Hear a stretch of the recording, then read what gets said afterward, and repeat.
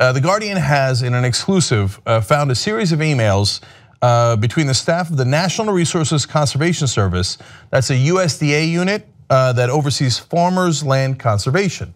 What do the emails show? Not good. They explain, a missive from Bianca Moebius-Clune, Director of Soil Health, lists terms that should be avoided by staff and those that should replace them.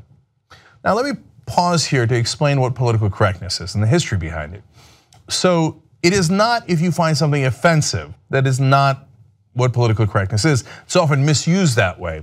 It actually has a literal background, a historical background where it originated from.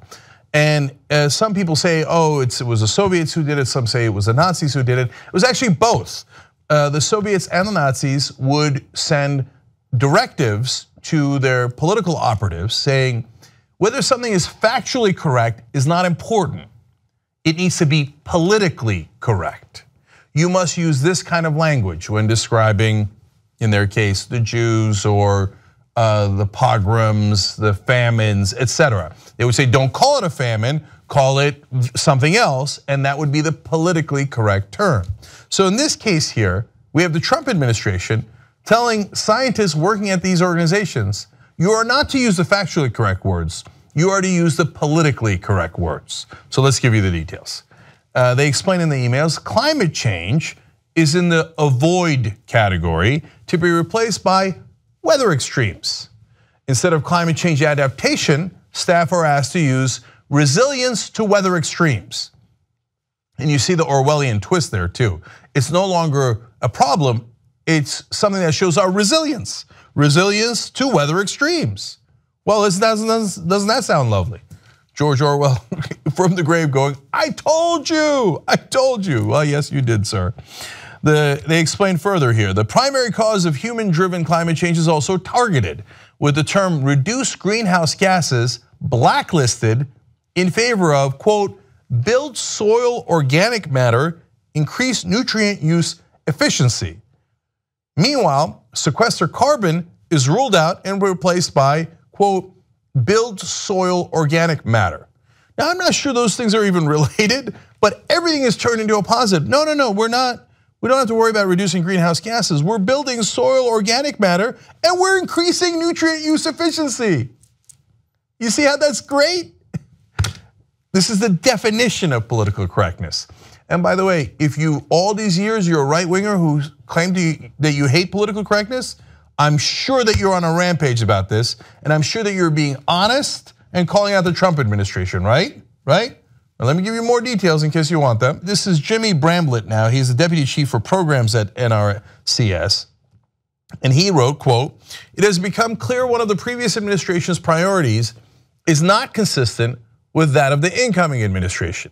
Namely, that priority is climate change.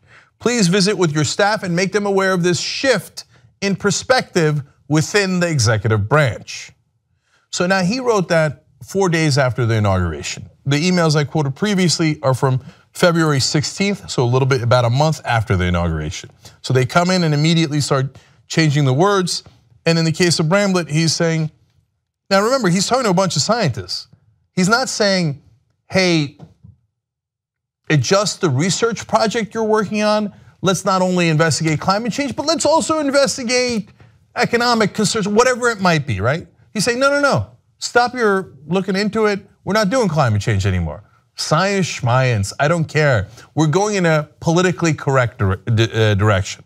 Bramblett added that, quote, prudence should be used when discussing greenhouse gases, and said the agency's work on air quality regarding these gases could be discontinued. Now, if you're a scientist and you're trying to find out, hey, is this stuff going in the air? Don't look into it. We don't want to know the facts. We're not interested in science. Hey, right-wingers, just be proud, just say it, man. Say you love political correctness, and that's okay. Or speak out against the Trump administration on this issue. Say that you don't like science and you don't want them to do science, and just proudly declare what you are. You don't like facts, you don't like science. Or say, how dare they? Look, we know with great certainty that if you did the correct science on it, you will find out that there is no climate change. All this, 9 out of the last 10 years all broke records for the hottest temperature there is. But it's a wild coincidence, and I'm sure the scientists are going to prove it. Own it. But here, they're not doing that. They're just saying stop the science. So now, let's remember in the context of all the things that the Trump administration did. Mentions of the dangers of climate change have been removed from the websites of the White House and the Department of Interior, while the EPA scrapped its entire online climate section in April, pending a review that will be, quote, updating language to reflect the approach of new leadership. So, and you probably heard those stories before. This is a new one regarding this particular agency and the emails that prove exactly how they were doing it. So when you take it in total, it's a total war on science. So one person inside the agency, a staffer, asked a great question. He says, I would like to know the correct terms I should use instead of climate change and anything to do with carbon. I want to ensure to incorporate correct terminology that the agency has approved to use. Man, you couldn't have written it better back in fascist Germany and communist dictatorial Soviet Union. And it's not on Tim Hafner. I don't know what his position is. He's just asking as a bureaucrat, what is now the politically correct words to use?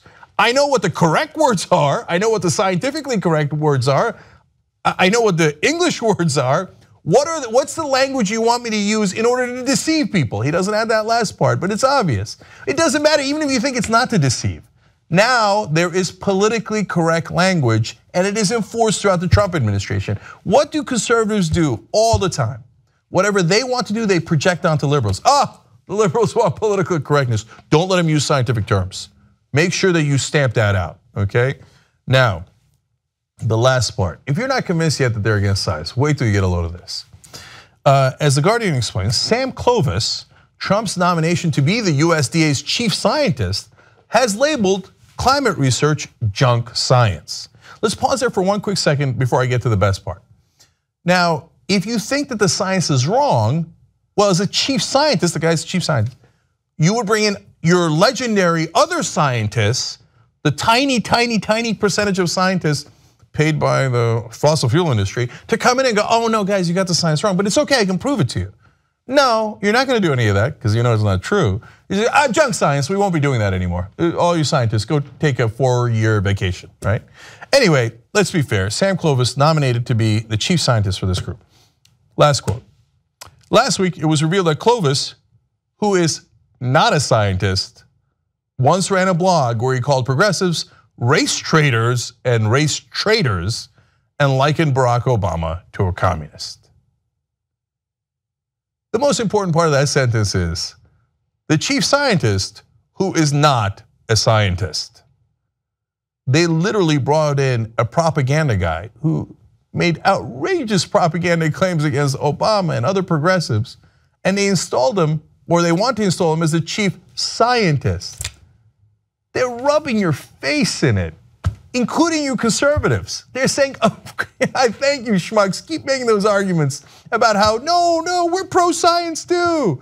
We're gonna take a guy who's not even a scientist, a clear, obvious propaganda guy, make him the chief scientist. And we're gonna tell them, no, political correctness is not an option anymore. It is mandatory. But go ahead and make our arguments for us. Pretend it's the liberals doing it. Now at least you know. So if you want to be a conservative, you want a Republican, you want to support Trump, have at it, Hoss. Just proudly declare who you are. You are in favor of political correctness, and don't ever complain about anybody else's political correctness again. And you're not for science, it's okay. Raise your hand and admit how stupid you are. No problem, have pride in it. Tell us out and proud, come out of the closet and tell us you don't believe in science. God bless, just say it, because that's what they're doing right here. Support independent media, come join us at the Young Turks, tytnetwork.com/join.